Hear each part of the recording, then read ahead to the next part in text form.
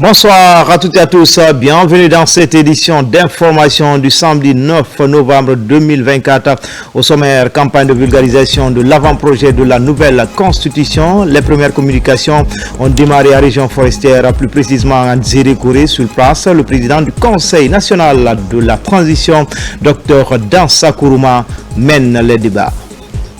Et puis l'Union européenne poursuit ses efforts de qualification dans l'enseignement supérieur en Guinée, et cela à travers le programme Erasmus+, une opportunité pour les universités guinéennes de développer des projets bancables et favoriser la mobilité dans ces 27 pays membres. Enfin, après Conakry et les départements ministériels, l'équipe de la Caisse nationale de prévoyance sociale traverse la mer pour l'île de Kassa. Les règles, procédures de prise en charge des fonctionnaires et retraités sont au cœur des échanges. Cette initiative présidentielle est saluée par les agents de l'État. Voilà pour le sommaire. Encore une fois, bonsoir à tous. Tout d'abord, ce vendredi, des cadres récemment nommés par le chef de l'État ont prêté serment devant le général Mamadi Doumbouya. Au cours de cette cérémonie, le président de la République a été élevé à la dignité de Grand Croix de l'Ordre national du Colatier et à la Croix de guerre de l'Ordre national du Mérite. Adjudant Abakar Kamano, il est correspondant de la presse militaire. Dans cette salle des banquets du palais présidentiel Roi Mohamed V, 98 cadres civils et militaires des différents départements ministériels, dont une vingtaine de femmes prêtent serment devant le président de la République, le général d'armée Mamadi Doumbouya. À ses côtés, le ministre secrétaire général de la présidence de la République et le ministre directeur des cabinets de la présidence. Sur le Coran ou sur la Bible, selon leur confession religieuse, les promus jurent de respecter l'acte d'engagement sur l'honneur qu'ils ont librement signé. Acte d'engagement sur l'honneur. J'ai sous-signé Guillaume Hawing que dans mes fonctions de directeur général du Centre national de surveillance et de police des pêches, promets et jure devant Dieu sur mon honneur à accomplir avec loyauté, fidélité et dévouement mes fonctions et charges d'État. Je me conformerai scrupuleusement aux dispositions de la Charte de la transition, aux principes de l'honneur, de la probité et la dignité, sans préjudice sur l'équilibre social, politique et culturel de la nation guinéenne. J'agirai avec responsabilité et toujours demeurerai dans l'esprit et conforme aux orientations du président de la République en tout lieu et en toutes circonstances. Je mettrai tout en œuvre pour préserver l'intérêt supérieur du CNRD, de son président et du peuple de Guinée. Je ferai montre de dévouement inconditionnel au président du CNRD dans l'exercice de mes fonctions et prérogatives. J'œuvrerai toujours dans mes prises de décision à traiter équitablement toutes les filles et fils de la Guinée sans distinction d'ethnie, de région et de religion. Je conduirai mes actes conformément à la vision du CNRD et de son président et sans aucune influence étrangère, ethnique et régionaliste. Devant les situations délicates où l'intérêt national la pourrait vaciller, je m'engage à toujours prendre en compte avec foi les directives du président du CRD. Je garderai jalousement le secret des accords ou désaccords qui interviendront avant, pendant et après la mission. Convaincu de ma bonne foi et de ma volonté à servir la nation, l'État et le président du CNRD, président de la République, je souscris librement à ces engagements, appose ma signature pour que plaise à Dieu de m'aider à me conduire dignement tout au long de ma mission envers lui, envers le président du CNRD, je le jure. Acte d'engagement sous l'honneur. Prénom, Aïssaton Diallo. Fonction, conseillère chargée des questions de l'enfance et des personnes vulnérables, ministère de la promotion féminine de l'enfance et des personnes vulnérables. Je m'engage à respecter l'acte d'engagement sous l'honneur que je viens de signer. Je le jure.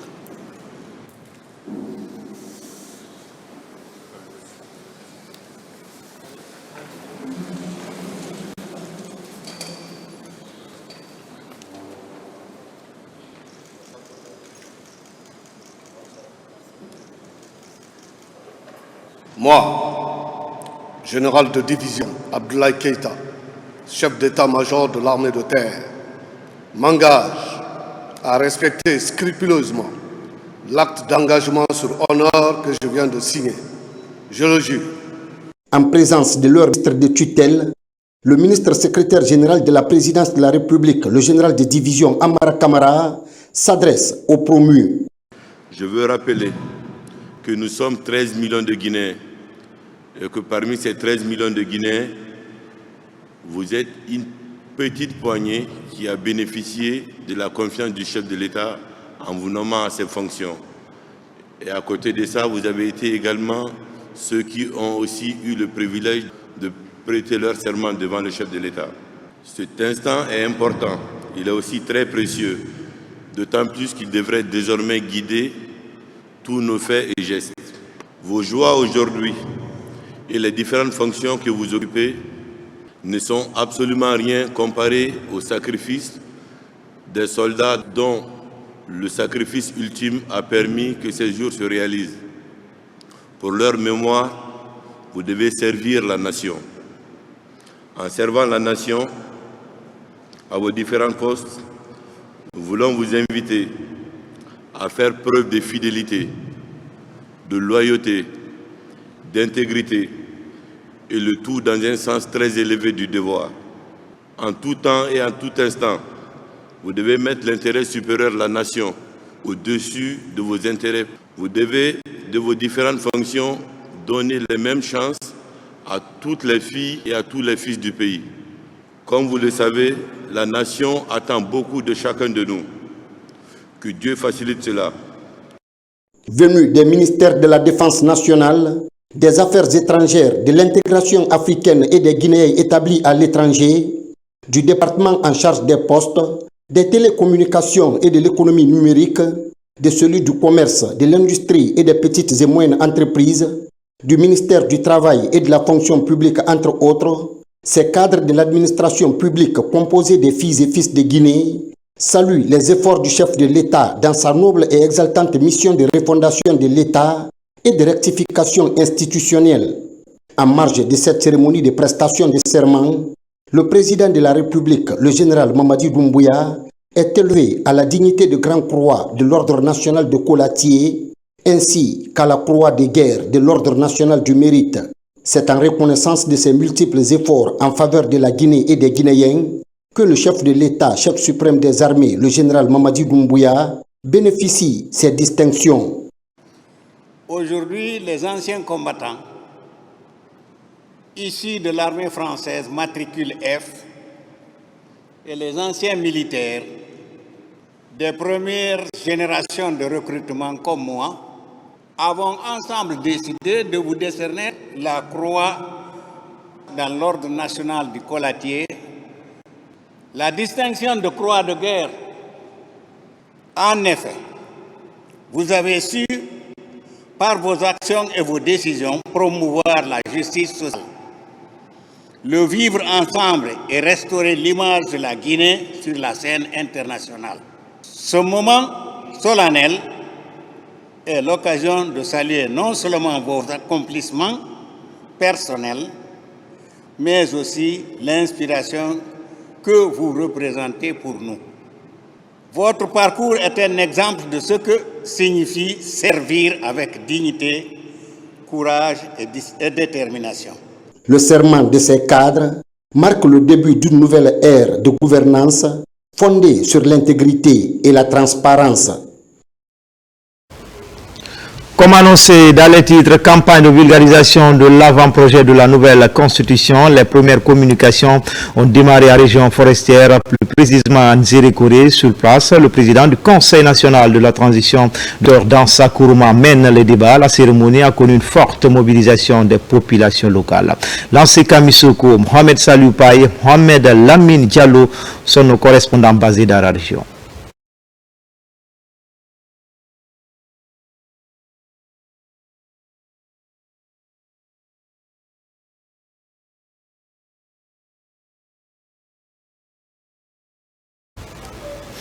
Vous l'avez compris, quelques soucis techniques sur le premier élément de cette édition d'information. Le premier titre de cette édition d'information, c'est le lancement de la campagne de vulgarisation de la nouvelle constitution.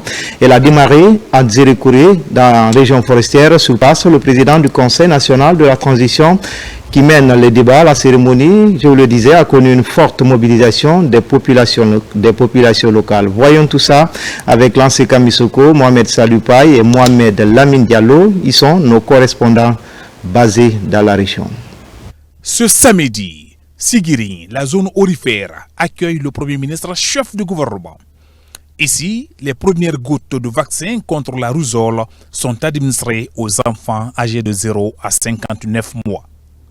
25 districts à travers le pays seront touchés par cette vaste campagne de vaccination contre la rougeole pour la première phase. La cérémonie de lancement de cette campagne a mobilisé plusieurs acteurs du secteur de la santé autour du Premier ministre chef de gouvernement. Déjà, les autorités en charge de la santé ne désarment pas dans l'éradication de la rougeole en Guinée. La rougeole, comme l'a dit Monsieur le représentant de l'OMS, est une maladie grave et très contagieuse. Elle est responsable de la mort de milliers de personnes dans le monde. C'est donc un fléau que nous devons combattre. Selon l'OMS, en 2022, on estimait à 136 000 le nombre de décès dus à la rougeole, et pour la plupart des enfants de moins de 5 ans, qui auraient pu vivre s'ils étaient vaccinés. Pour les partenaires techniques et financiers, le lancement de cette campagne de vaccination contre la rougeole permet d'éviter la paralysie et ses conséquences sur les enfants. Cette campagne de vaccination de masse revêt un caractère stratégique, non seulement pour le pays, mais aussi pour la région. Elle vise à améliorer la survie de l'enfant en réduisant significativement la morbidité et la mortalité dues aux maladies évitables par la vaccination. C'est pourquoi l'Organisation mondiale de la santé recommande de renforcer la vaccination de routine et d'organiser des campagnes de masse pour prévenir de telles tragédies. L'engagement du Premier ministre Amadou Ouriba traduit la ferme volonté du président de la République, général Mamadi Doumbouya, de renforcer la riposte contre la rougeole et plusieurs maladies évitables par la vaccination. La campagne de vaccination, c'est un devoir et une obligation. La vaccination, on atténue la virulence d'un virus, on l'affaiblit, on le met dans le corps humain pour que les du corps, détectant un envahisseur, réagissent immédiatement pour de combattre le virus. C'est le principe de la vaccination. Et donc, il faut préparer l'enfant. La mère de famille qui a gardé pendant 9 mois le petit être et qui a failli perdre sa vie pour donner naissance à ce petit être doit être sensibilisée sur la nécessité de vacciner cet enfant pour le protéger contre les maladies et principalement actuellement contre la rougeole. La réalisation de cette campagne de vaccination est perçue par les populations de Sigiri comme un facteur de prévention des maladies. Les communautés sont donc interpellées pour faire vacciner tous les enfants âgés de 0 à 5 ans. Vous l'avez compris, on était plutôt à Sigiri avec le lancement de la campagne de vaccination contre la rougeole. C'est dans le cadre des efforts continus du gouvernement pour protéger les enfants contre cette pathologie. C'est le chef du gouvernement, Amadou Ouriba, qui a donné les premiers vaccins. Dans l'actualité également, la coalition nationale pour l'allaitement maternel existe désormais en Guinée. C'est une initiative des acteurs de la société civile à travers la direction de la santé familiale et de nutrition. L'idée de faire la promotion du lait maternel auprès des ménages. Moussa Kouyaté. Selon les statistiques fournies par les autorités du ministère de la Santé, le taux de l'allaitement maternel est de 43% en Guinée en 2024. La mise en place de cette coalition vise à améliorer la tendance et faire la promotion du lait maternel. 3 objectifs principaux. Vous avez la promotion de l'allaitement maternel, soutenir l'allaitement maternel et ensuite protéger l'allaitement maternel avec les violations que nous savons déjà dans le domaine. La coalition vient combler un gap existant. Engager une nouvelle dynamique de mobilisation sociale, surtout communautaire, en faveur de cette pratique à haut impact qu'est l'allaitement maternel exclusif sans eau pour les enfants des moins de 0 à 6 mois. Des acteurs de la société civile guinéenne accompagnent les autorités pour promouvoir la santé familiale. Les taux que nous avons d'allaitement maternel, ce n'est pas appréciable. Et là, il y a un travail important qui doit être fait par la société civile. Donc, je remercie encore une fois de plus la société civile pour cette belle initiative. Si nous n'agissons pas au niveau communautaire, ce sera vraiment difficile. J'invite d'abord, pas seulement les femmes, mais j'invite les pères de famille, les mamans, également aussi les voisins, parce que c'est eux qui sont influenceurs par rapport à l'allaitement maternel et que ceci contribue à l'allaitement maternel et qui soutiennent nos mamans. L'engagement des acteurs de la société civile peut changer la donne à travers des campagnes de sensibilisation auprès des communautés, ce conformément aux réformes engagées dans ce secteur.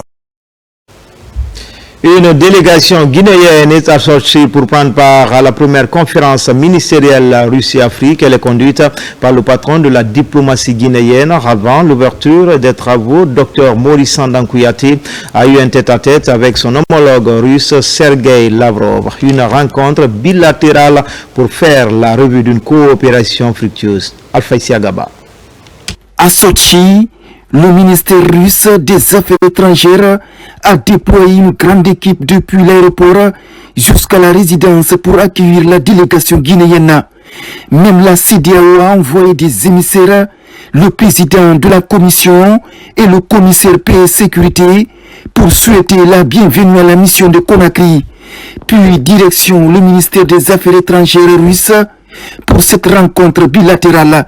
Dr Maurice Sandankouyaté et son homologue ont abordé plusieurs questions de le programme Simandou 2040. Nous avons parlé de tous les investissements russes en Guinée et nous avons parlé surtout du programme Simandou 2040. Je lui ai dit que la Guinée passe du statut d'acheteur de projet, de programme, à vendeur de programme. Aujourd'hui, nous vendons un programme. Vous vous souvenez, avant, on demandait aux gens, est-ce que vous pouvez avoir un projet pour nous, par-ci, par-là. Mais le général d'armée Mamadi Doumbouya a changé ça. Il a mis sa vision en place, son programme et les projets.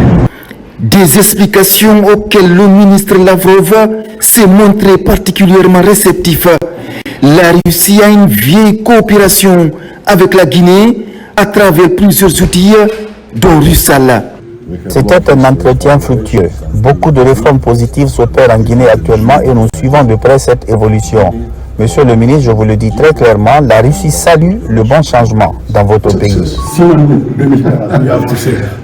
Dr Maurice Sandankouyaté a également évoqué avec son homologue la situation de l'ambassade de Guinée en Russie et la question des compatriotes en conflit avec la loi. La plus grande ambassade en Guinée, c'est un petit Moscou qui a été donné à la Russie, à l'Union soviétique d'Albanie, par le président.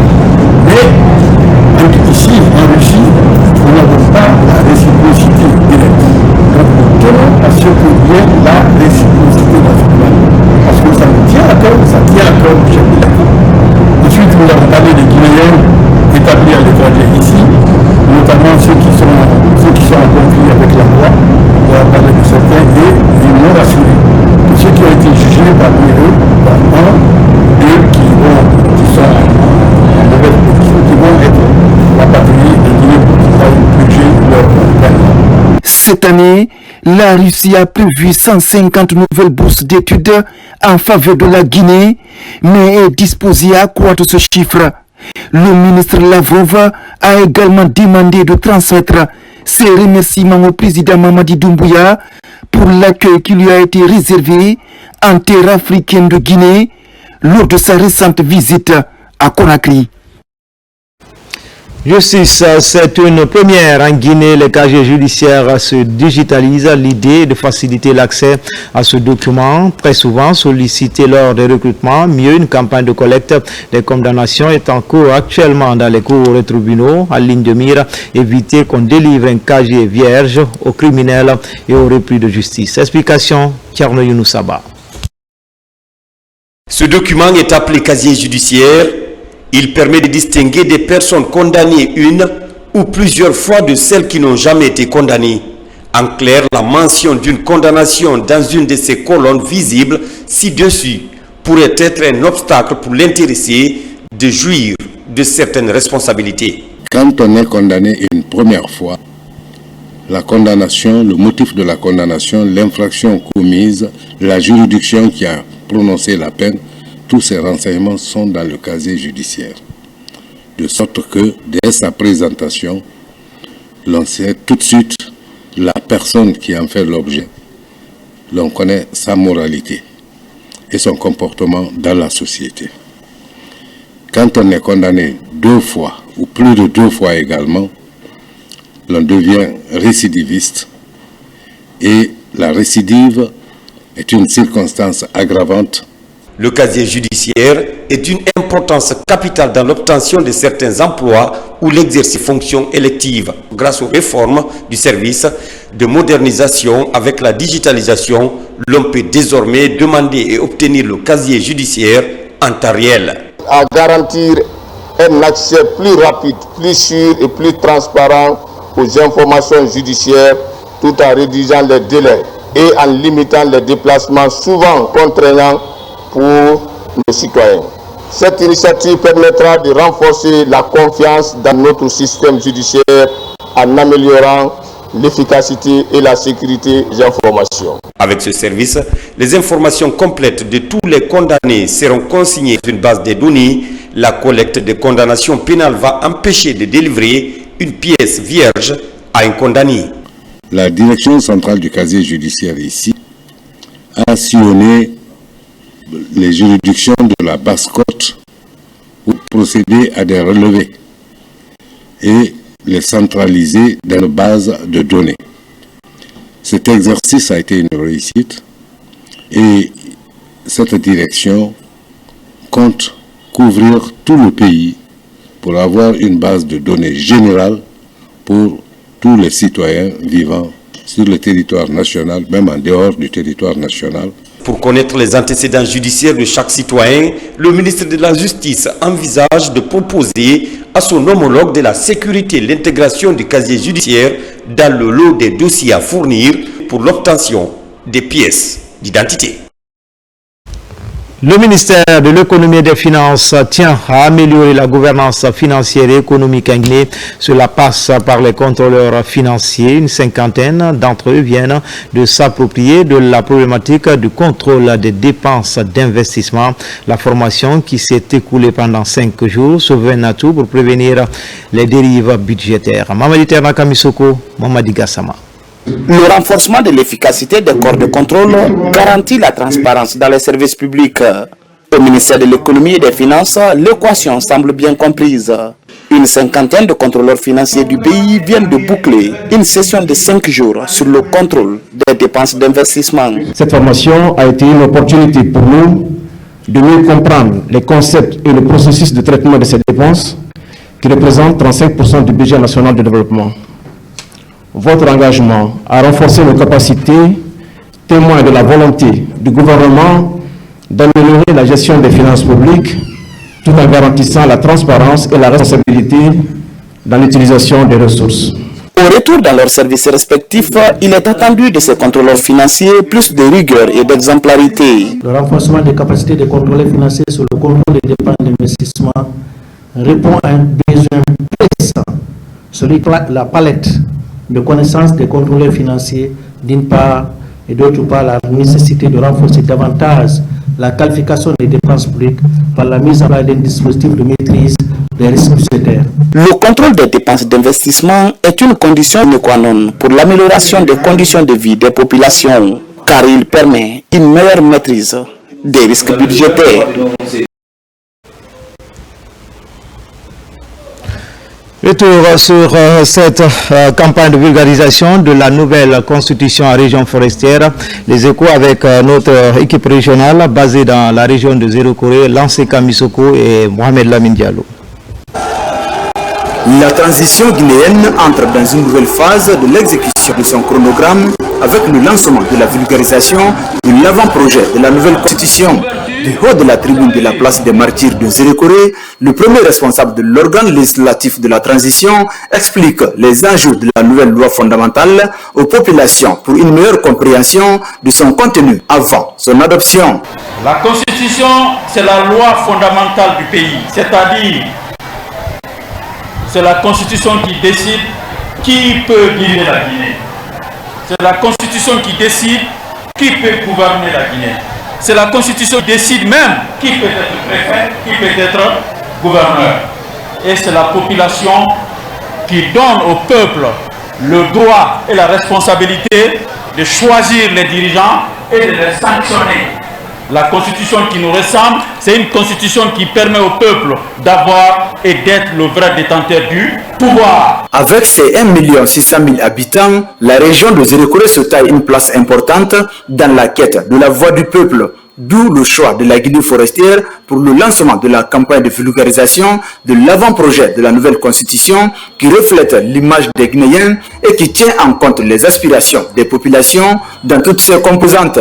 Si Conakry mange de l'huile rouge, c'est grâce à la forêt. Alors, si on veut mettre en place une constitution pour ce pays, grâce à la clairvoyance du général Mamadi Doumbouya, qui nous a dit, il a promis au peuple de Guinée qu'il fera pour la Guinée et au compte de la Guinée une constitution qui nous ressemble et qui nous rassemble.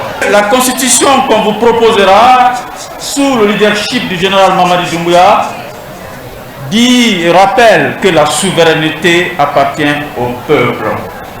Dans l'exécution de cette mission, l'organe législatif de la transition peut compter sur la disponibilité et l'accompagnement non seulement des autorités, mais aussi des populations de la région administrative de Zéro-Corée. La Constitution nationale est l'âme d'un État de droit qui définit les droits et les devoirs des citoyens, ainsi que les principes fondamentaux qui régissent la gouvernance.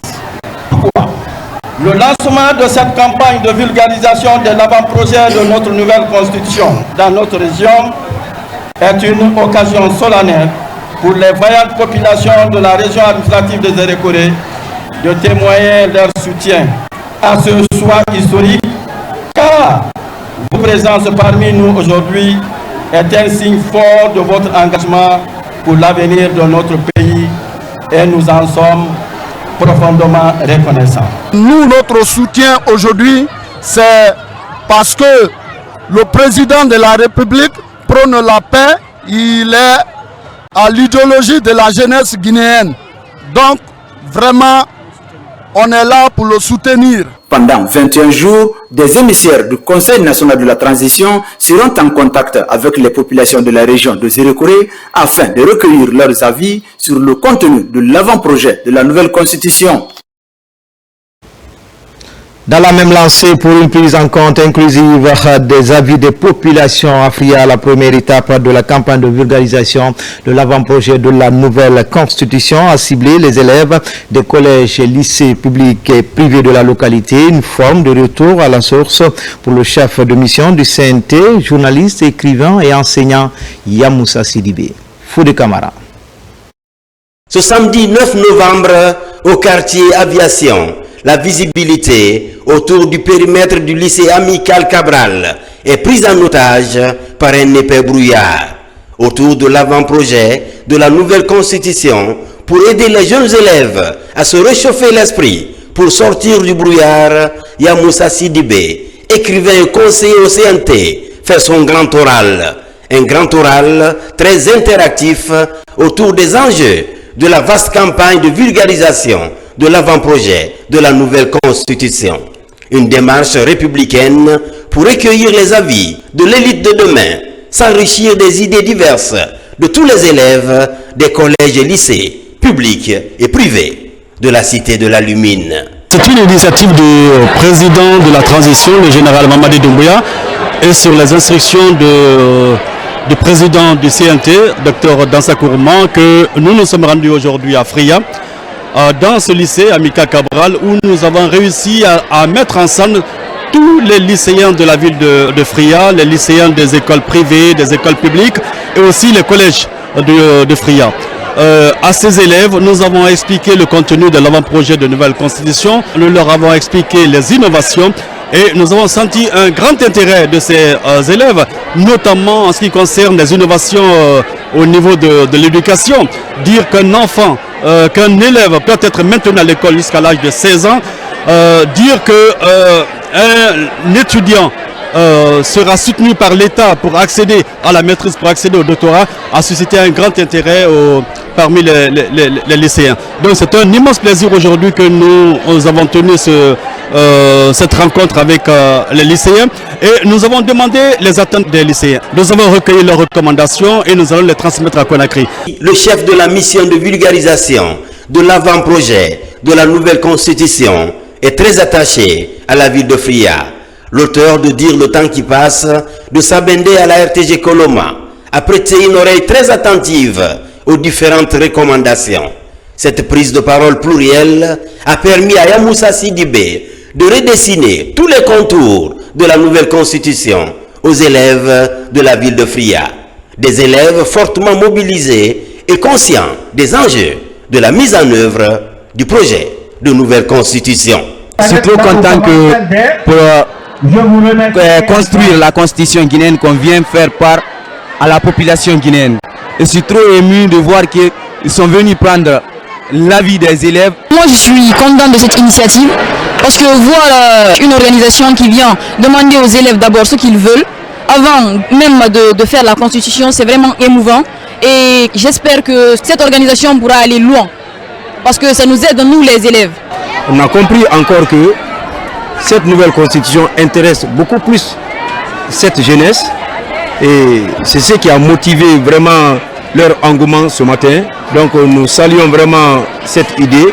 Dénommée loi des lois, la constitution définit et garantit les droits fondamentaux des citoyens liés à des priorités comme l'éducation, la santé et la sécurité. Les sages et les religieux de Fria se disent prêts à s'impliquer pleinement pour la réussite de la campagne de vulgarisation de l'avant-projet de la nouvelle constitution. Mes impressions sont très bonnes. L'information que nous venons de recevoir nous remplit d'espoir, de joie. Nous prions Dieu, le Tout-Puissant Allah, qu'il nous protège, qu'il protège le jeune Mamadi Doumbouya, qu'il fasse en sorte que ce pays connaisse le bonheur, la paix, la quiétude, l'amitié entre nous. Nous souhaitons que le temps du général Mamadi Doumbouya soit un temps de prospérité pour le pays. Par des moyens de prise de contact très insolites, cette campagne de vulgarisation de l'avant-projet de la nouvelle constitution va toucher les coins et recoins du pays. À Fria, les émissaires du CNT comptent toucher tous les représentants des couches socio-professionnelles et des collectivités territoriales décentralisées. Après le centre-ville de Fria, pour les prochaines étapes, les sous-préfectures sont dans la ligne de mire de la délégation du Conseil national de la transition.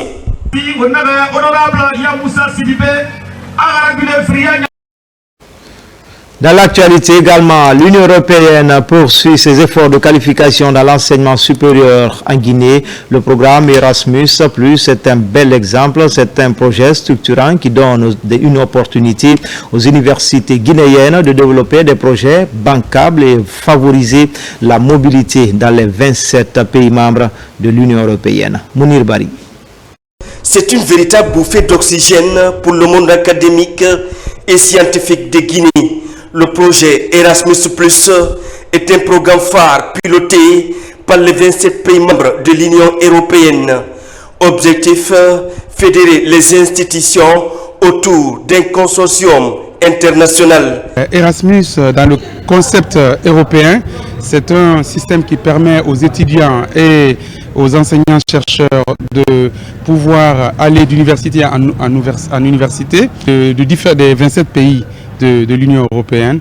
Et donc cela permet à un étudiant, par exemple, ou à une étudiante de commencer un semestre de la licence et d'aller terminer le deuxième semestre dans un autre pays européen.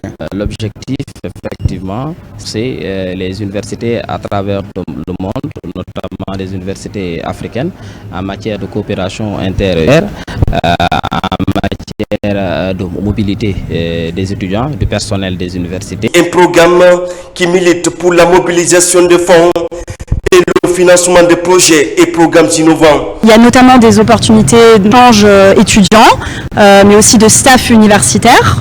Mais il y a aussi des opportunités de renforcement de capacité des universités de formation professionnelle. Cette année, l'Université de la Baie, nous avons le plaisir d'annoncer que nous avons réussi à avoir un projet sélectionné dans le cadre Erasmus+, dont la mise en œuvre va démarrer courant 2025, à partir de janvier 2025, et nous sommes dans le cadre de ce projet-là en partenariat avec l'Université Sorbonne, l'Université de Liège en Belgique. Ce projet va créer les conditions optimales pour le renforcement des capacités opérationnelles et pédagogiques des acteurs de l'EM universitaire. Parmi les décisions prises pour la qualification du système d'enseignement préuniversitaire en Guinée figure la formation des cadres et autres acteurs de la chaîne. C'est dans cet esprit qu'une formation a été lancée ce vendredi à Kindia sur l'usage du numérique à l'école. 40 cadres prennent part à la session. Ibrahim Diallo, Mamadou Saliouba. La qualification du personnel enseignant est parmi les réformes phares engagées dans le système éducatif guinéen. Dans la cité des agrumes, 40 cadres de l'éducation apprennent l'usage des technologies de l'information et de la communication en milieu éducatif. Cette démarche, nous avons déjà élaboré une analyse des compétences numériques de base, mais aussi des compétences numériques éducatives des cadres du MEPUA. Le numérique est en train d'occuper une place de choix dans le dispositif de la formation, et cela à travers le monde depuis l'avènement de Covid-19. Et c'est pourquoi aujourd'hui nous sommes dans la logique de la massification de la formation des enseignants, et cela à moins de coûts. Initié par le ministère de l'enseignement préuniversitaire et l'initiative francophone pour la formation des maîtres à distance, cette session va permettre de développer des compétences professionnelles des enseignants. C'est vraiment pour former un pool de cadres de la MIPUA qui soient capables de développer des projets numériques adaptés aux besoins et aux réalités de la Guinée et de les gérer en toute autonomie. C'est un thème très alléchant qui pourrait permettre aux cadres du système éducatif guinéen d'être outillés, encore une fois, pour la bonne marche de notre système éducatif. Cette formation est la suite d'un long processus de qualification du personnel enseignant dans l'utilisation des technologies de l'information et de la communication dans l'enseignement, apprentissage. Des compatriotes vivant au pays de l'oncle Sam décident d'accompagner l'école guinéenne. C'est le cas de Mariam Diallo, résidente à Manhattan, qui profite de son séjour au pays pour offrir des fournitures scolaires à certaines écoles de Conakry. Cette année, la GT sont dévolues sur le collège lycée Ibrahima Kababa de Ratouma. Mohamed Seyar Souma. 17 ans et déjà investi pour les bonnes causes, Mariam Diallo s'intéresse à la qualification de l'apprentissage. Elle symbolise le rapprochement entre Dwight School des États-Unis et l'école Ibrahima Kababa de la Guinée. Depuis Manhattan où elle réside, elle a pu collecter des fournitures scolaires pour servir son pays d'origine. Une noble ambition permettant de booster le niveau des apprenants, notamment les jeunes filles. I am working to create a space where students can connect with their peers abroad. Connecting West to West a rempli plus de 200 sacs d'écoliers, distribué plus de 500 boîtes de bics et crayons et touché un grand nombre d'élèves. Que ces fournitures soient des symboles de résilience et de soutien. En remplissant ces sacs, j'ai fait en sorte de toucher autant d'élèves que possible. Le projet Connecting West-West pourrait bien aller au-delà de ce don de kits scolaires. D'autres intérêts sont manifestés au profit de cet établissement, logé dans la commune de Ratoma.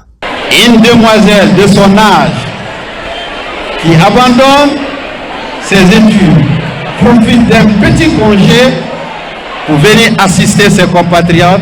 Tout à l'heure, elle se renseignait sur les tables bancs que nous utilisons, le nombre d'élèves par banc, et elle a pris soin de visiter même certaines salles de classe.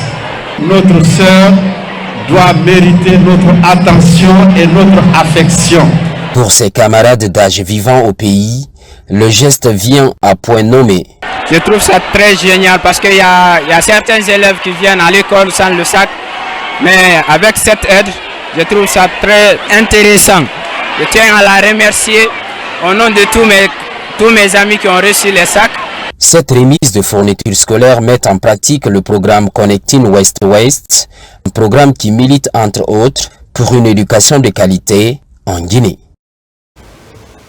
Au département de la jeunesse et des sports, l'heure est à l'évaluation des besoins pour l'employabilité, l'occupation saine des jeunes en Guinée. Le ministre Abba et le représentant du programme des Nations Unies pour le développement échangent sur la question. Des annonces ont été faites notamment sur la qualification de la main-d'œuvre locale et la participation de la jeunesse dans le processus électoral. Mangamori Kamara, Djibril Kamara. Cette convention de partenariat entre l'Agence guinéenne pour la promotion de l'emploi et Africa Global Logistique se matérialise dans le cadre des projets de renforcement d'aptitudes pour les jeunes diplômés guinéens. Ce partenariat vise à booster les compétences pour l'employabilité des jeunes dans divers domaines. Ce n'est pas tout ce qu'on a signé, mais on va faire plus de ça.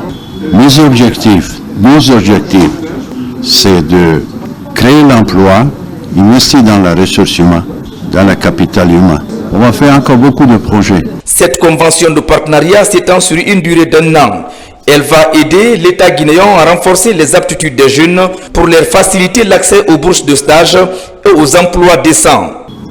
En permettant à ces jeunes d'acquérir une expérience précieuse, nous renforçons leur employabilité, augmentons leurs chances de décrocher un emploi stable et bien rémunéré. Avec la signature de cette convention, l'AGIP et AGL prennent un engagement fort et symbolique pour la Guinée. Après cette signature, les cadres des deux structures se disent prêts à travailler main dans la main pour mieux qualifier les jeunes pour les aider à affronter le marché de l'emploi, un environnement très concurrentiel. Première session du conseil d'administration de la délégation spéciale de l'AB avec l'appui des partenaires. Plusieurs activités liées au développement de la municipalité ont été réalisées. Une session qui va permettre à la nouvelle équipe de la mairie de faire un remaniement budgétaire pour l'année prochaine. Sona Sagno commente les images de Sarafdine Diallo. Depuis son installation, la délégation spéciale de la commune urbaine de la Baie a réalisé avec ses partenaires plusieurs actions dans les domaines scolaires, sanitaires, l'assainissement ainsi que la reconstruction de la place des Martyrs. Elle tient ce jour la première session ordinaire du conseil communal 2024. Toutes les sensibilités puissent nous aider à faire des débats très fructueux pour nous permettre d'avoir un budget réaliste et réalisable, et qu'on puisse se projeter par rapport à l'année 2025 et avec des chiffres très réalistes et réalisables. Donc il y a un travail qui est en train d'être fait par mon équipe et moi pour pouvoir encore améliorer davantage le recouvrement de ces recettes-là pour pouvoir faire face aux défis qui se posent à la commune urbaine de la Baie. Les échanges et réflexions ont permis à la délégation spéciale de rééquilibrer ses comptes en adaptant les recettes aux dépenses. Pour bien préparer 2025, il y a eu des rajouts par rapport à nos ambitions, par rapport aux prévisions et par rapport aux recettes.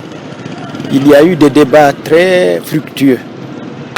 Nous sortons très satisfaits de cette session Vu la volonté qui anime cette délégation depuis son installation, je suis rassuré à 100% que ce budget va refléter les réalités de la commune de l'Abbé et ça sera un budget réaliste et réalisable parce qu'ils ont été réellement outillés. La délégation spéciale de l'Abbé, dans un esprit d'équipe et de transparence, réaffirme son engagement à réaliser plus de projets au bénéfice de ses citoyens. Développement local, les habitants de Missira et de Koba se frottent les mains. La société Missira Soupli vient de procéder au paiement de la taxe superficielle au compte de l'année 2024 des montants de plus de 79 milliards de francs guinéens. La cérémonie de remise s'est déroulée dans la commune urbaine de Télémélé, un geste significatif dans la collaboration entre la localité impactée et la société minière. Moussa Naminakita, Mamadi Ternan Kamisoko. Dans la commune urbaine de Télimélé, la cérémonie est certes sobre, mais revêt une importance capitale dans le cadre du développement du projet minier de la société Missira Supply. Conformément aux exigences du code minier, les collectivités locales de Koba et Missira reçoivent la taxe superficielle au compte de l'exercice 2024. Plus de 79 millions de francs guinéens, dont 78 millions pour la communauté fortement impactée de Missira. La bauxite seule ne peut pas développer une communauté ou un État. Pour hisser un État ou une communauté dans l'opulence, il faut trois choses. Donc la paix, et vous avez aussi les taxes et la bonne gestion ici administrative et financière. Donc la direction aujourd'hui a le souci pour que ce montant attribué ici à ces deux communautés soit utilisé ici à bonne échéance. Le respect de ces obligations sociales et environnementales réconforte les localités de Missira et Koba. Au nom de la commune rurale de Missira, je remercie très fortement cette société qui, depuis son implantation à Missira, joue un rôle énorme en appuyant les communautés impactées. Je demande aussi, au nom de la communauté de Missira, le soutien auprès de Missira Supply, l'UMS, pour le reprofilage de pistes rurales, en l'occurrence la route de Missira Sangaridi, Missira Télimélé. Dans le cadre du développement local, si une société est en place, c'est d'accompagner la communauté. Quand vous accompagnez la communauté, et la communauté se sent à l'aise parce que c'est un partenariat gagnant-gagnant. Et surtout demander à la communauté aussi de prôner la paix. Évoluant dans la bauxite, Missira Supply veut bâtir une relation de cohabitation pacifique dans sa zone de production. C'est pourquoi de nombreuses actions d'intérêt communautaire sont attendues dans ces collectivités locales voisines. Toujours dans l'actualité sociale, après Conakry, les départements ministériels, l'équipe de la Caisse nationale de prévoyance sociale traverse la mer pour l'île de Kassa. Les règles et procédures de prise en charge des fonctionnaires et retraités ont été longuement abordées. Cette initiative présidentielle pour la couverture médiatique de l'assuré social a été saluée par les agents de l'État. Alpha Siagaba. Ils bravent la mer pour une cause de haute portée sociale. Ces cadres de la CNPS et ceux du mouvement syndical rallient l'île de Kassa pour la suite de la campagne d'information sur la couverture médicale effective depuis le mois d'août dernier. Parmi les préoccupations, il y a la pérennité de cette prise en charge parce que c'est une première fois en Guinée.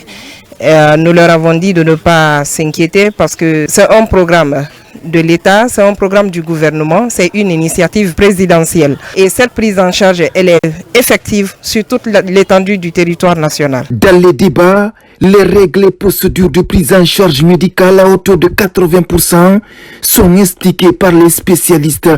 Enseignants et autres agents de l'État sont désormais largement informés du processus. Le message qu'ils ont transmis aux fonctionnaires et aux retraités est pour nous une belle opportunité que nous encourageons et que nous saluons les efforts qui sont en train d'être menés par les nouvelles autorités pour l'amélioration des conditions de vie et d'exercice de la population et les fonctionnaires en particulier. Vraiment, nous nous réjouissons de cette prise en charge et nous continuons à faire l'information jusqu'au niveau du dernier fonctionnaire de la Guinée pour qu'il bénéficie de cette prise en charge qui a été longtemps demandée par le mouvement syndical guinéen. Déjà, la liste de toutes les structures hospitalières et les pharmacies conventionnées avec la Caisse nationale de prévoyance sociale est remise à tous les responsables des ressources humaines, ce qui va faciliter la prise en charge sanitaire des agents publics de l'État. La protection des enfants, un défi à relever pour SOS Village d'enfants. Pour l'année en cours, beaucoup d'efforts ont été consentis dans ce domaine. À Matutu et à Ratoma, par exemple, les structures de protection qui mènent la croisade font le bilan des activités annuelles. Mohamed De Kamara. L'amélioration de la protection des enfants constitue un défi pour SOS Village d'enfants et le gouvernement guinéen. Dans les communes de Ratoma et de Matoto, le bilan en matière de la protection des enfants est présenté par les structures de protection des enfants dans ces communautés. Les clefs accompagnés sont des clefs vraiment dynamiques. À titre illustratif, aujourd'hui, les communautés reconnaissent vraiment leur niveau d'effort.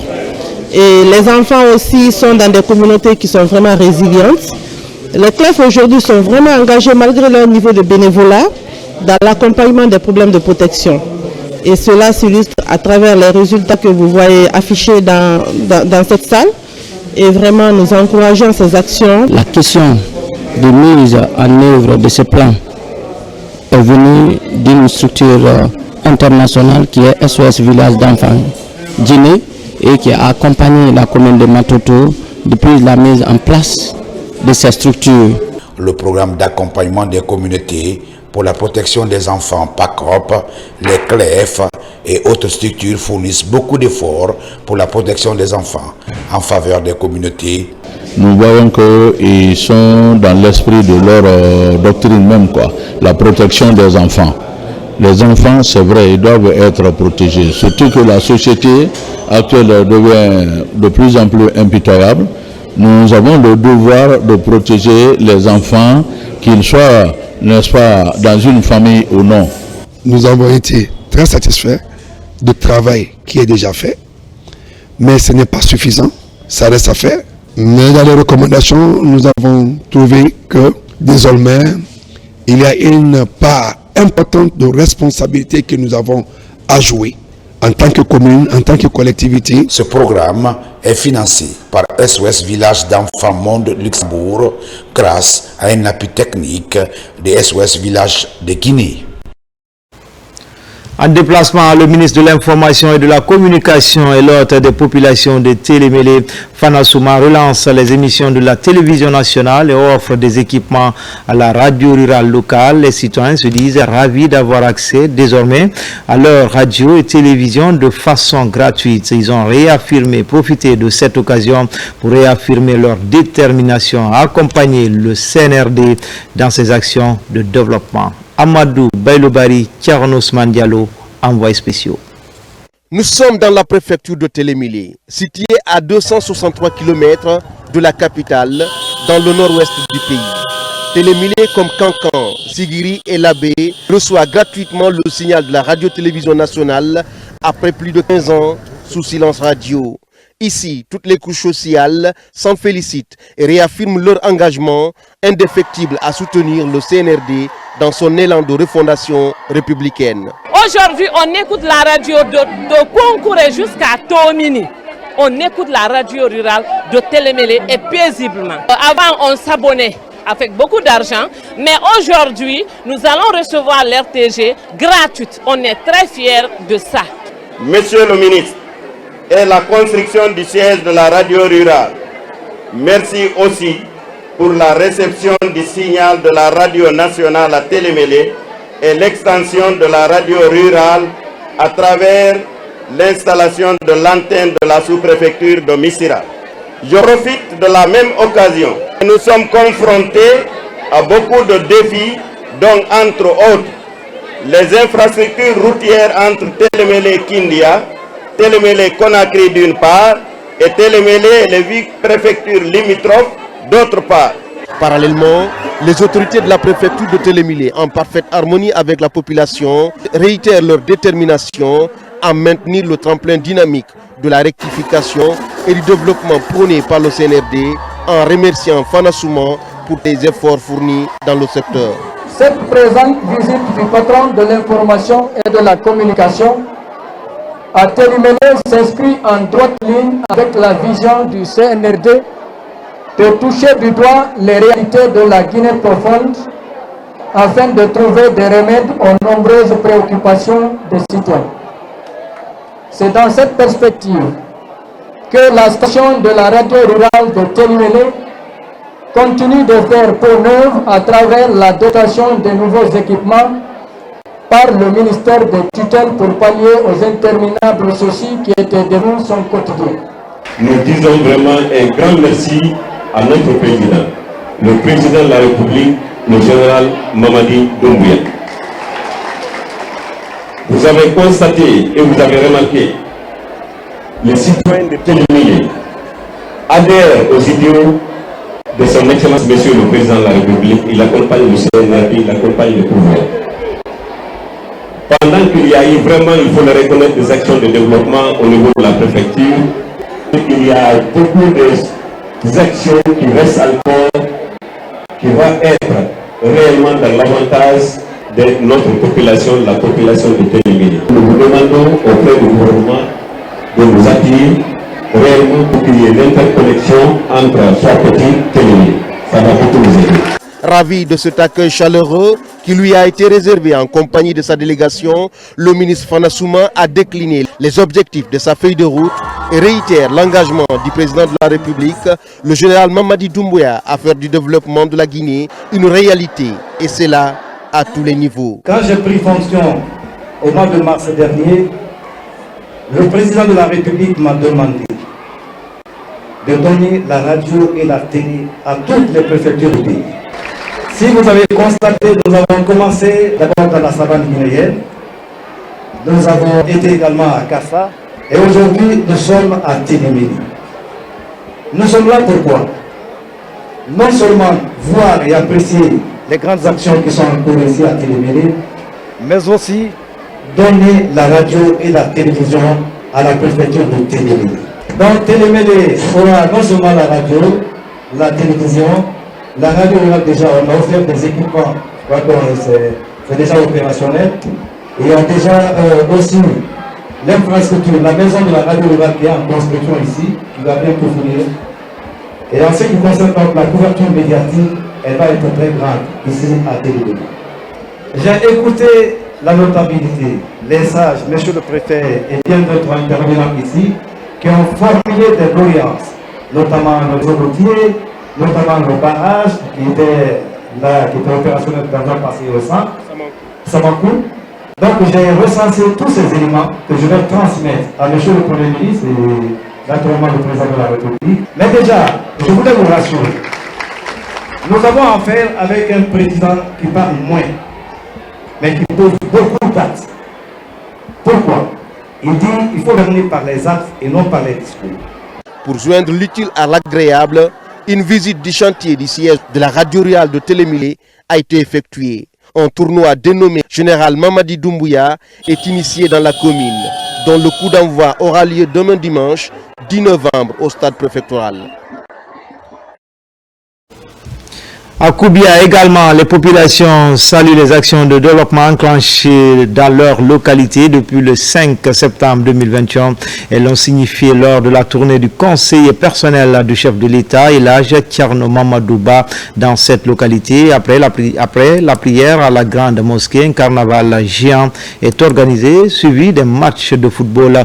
La jeunesse de Koubia marque ainsi son adhésion au programme du général président. Ibrahima Oulem Foufana, Mohamed Lamine Kaba, Mandiou Sidibé. Après les préfectures de Kouroussa, de Dabola et de Dinguiraye, la délégation du conseiller personnel du chef de l'État est chaleureusement accueillie à Koubia, la cité des Manga Koubi, dans le Fouta profond. TMB Thierno Mamadou Ba est reçu dans la grande mosquée. Ici, les érudits et sages de tous les foyers coraniques de la préfecture de Koubia sont présents. Ils adhèrent aux idéaux du président général Mamadi Doumbouya Réunis autour du livre saint, ces Waluyou ont prié et béni pour le chef de l'État et la Guinée tout entière. Général Mamadi Doumbouya ko waɗani men e leydi ɗo kon ila fewndo Nous sommes très contents du général Mamadi Doumbouya. Depuis Sékou Touré en 1958 à nos jours, ce qu'il a fait pour nous, Okja ne l'a fait pour nous. Nous sommes une population très pauvre et lui, il a eu l'idée et la bonne intérêt pour nous ici dans cette ville. À partir d'ici, nous mettons, nous et nos familles à sa disposition. Toutes les familles sont à sa disposition.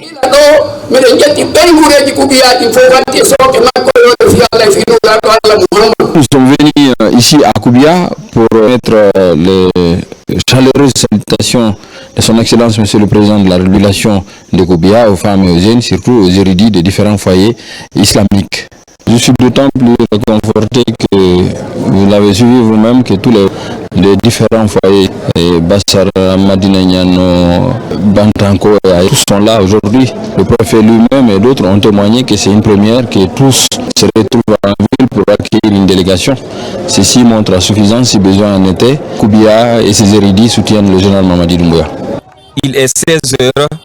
Les visiteurs sont à présent au cœur d'un carnaval géant par la jeunesse de Koubia pour soutenir les acquis de la transition. Cette forte mobilisation des habitants de Koubia démontre leur détermination dans le soutien des actions du chef de l'État général. Je dirais que c'est du jamais vu depuis que cette préfecture a été créée. Ça dénote l'engouement que les populations Koubia ont et leur reconnaissance en faveur envers le général Mamadi pour ses actions de développement en faveur de la Guinée en général et de Koubia en particulier. Ici, sur place, les populations massivement pour justement montrer qu'elles soutiennent absolument et sans déo du président de la République, son Excellence le général Mamadi Doumbouya. Vous avez vu ici aussi c'est 100%. On était à Kouroussa, c'était du 100%. À Dabola, à Dingira et aujourd'hui à Koubia. Vous voyez vous-même qu'aujourd'hui, Koubia oyez! Koubia oyez! Les activités ont été bouclées par ce match de gala opposé équipe de la commune urbaine à celle de Matakao. Un cadre de ferveur qui renforce le tissu social et fasse expression d'un langage unique en faveur d'une Guinée unie sous le leadership du général Mamadi Doumbouya. Votre visite à Koubia est un de l'engagement et de votre visite et du dévouement du président de la République au nom des citoyennes et des citoyens de Koubia. Et amen, nous vous disons à langue du terroir que Satimon, dans la ville de Manakoubi. Koubia est fortement mobilisé pour soutenir mené par le président de la République par rapport à tout ce qui a été fait durant les 3 années de son règne à la tête du pays. C'est pour cela que Koubia aujourd'hui est massivement mobilisé pour, n'est-ce pas, reconnaître les actions qui ont été non seulement engagées, puis le soutenir pour, n'est-ce pas, avoir beaucoup plus. La population de Koubia me chargé, c'est notre président Mamadi Doumbouya. Grâce avec votre travail, ce qu'il a fait à Koubia, vraiment ce qu'il a fait à Koubia, on ne peut pas compter ça. On a pris le général Mamadi Doumbouya comme notre fils de Koubia. Vraiment, il est très content et le groupement de chargés de nous remercier. Au dire des habitants de la préfecture de Koubia, cette forte mobilisation est une première du genre dans la cité historique de Mangakoubi. Ici, jeunes, femmes et sages sont engagés à conjuguer les efforts pour soutenir avec détermination les initiatives du président. Ils ont à cette occasion sollicité l'aide de l'État dans la réalisation des infrastructures sociales de base et surtout routières.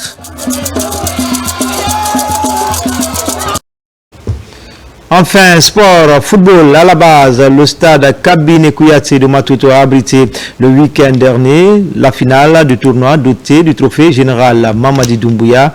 Le duel a opposé deux équipes de 2 académies de football après un score nul et vierge pendant les 82 minutes. C'est à l'épreuve fatidique des tirs au but que l'académie foot de l'Abbé a raflé Dame Coupe aux dépens de l'académie de Djoué. Le récit en image avec Mohamed Lamine Kamara, Mohamed Yansani. La commune de Matoto est dans l'effervescence du tournoi de football doté du trophée général Mamadi Doumbouya. Après une semaine de compétition qui a mis aux prises 16 équipes, la finale a opposé ce samedi 2 novembre 2024 les équipes Académie Foot de l'Abbé et celle de Jo. Les premières 45 minutes se sont soldées sur un score 0 but partout. L'initiative est du collectif des jeunes formateurs et encadreurs du stade Cabinet Kouyaté. Il y avait un président qui a le souci d'investir en jeunesse. Ça veut dire que c'est l'avenir qui est garanti. Parce que c'est la jeunesse qui est la relève de demain.